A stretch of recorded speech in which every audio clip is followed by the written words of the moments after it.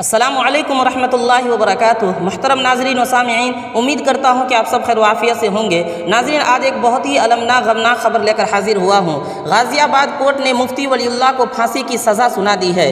جمعیت علماء نچلی عدالت کے فیصلے کو ہائی کورٹ میں چیلنج کرے گی۔ ناظرین، آپ کو بتلاتا چلوں کہ نیوز رپورٹ سے ملی جانکاری کے مطابق غازی آباد کی خصوصی سیشن عدالت کے جج جتیندر کمار سنہا نے کل یہاں 2006 سنکٹ موچن مندر سلسلہ وار بم دھماکہ معاملے کے اکلوتے ملزم مفتی ولی اللہ کو پھانسی کی سزا سنا دی ہے۔ مفتی ولی اللہ کا تعلق اتر پردیش کے پھول پور سے ہے۔ عدالت نے ملزم کو 2 مقامات میں قصوروار ٹھہرایا ہے، جبکہ ایک مقدمے سے بری کر دیا گیا۔ گزشتہ 10 سالوں سے ملزم کو جمعیت علماء ہند قانونی امداد کمیٹی کی جانب سے قانونی امداد فراہم کی جا رہی تھی۔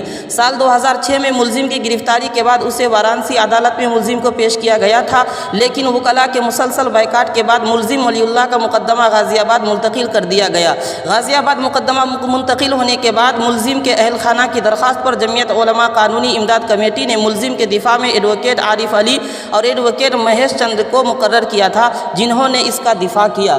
ناظرین، ہم سب مل کر کے دعا کریں کہ اللہ تعالیٰ جلد سے جلد مفتی صاحب کو رہا فرمائے، ان کی حفاظت فرمائے، ان کے اہل خانہ کی حفاظت فرمائے، آمین یا رب العالمین۔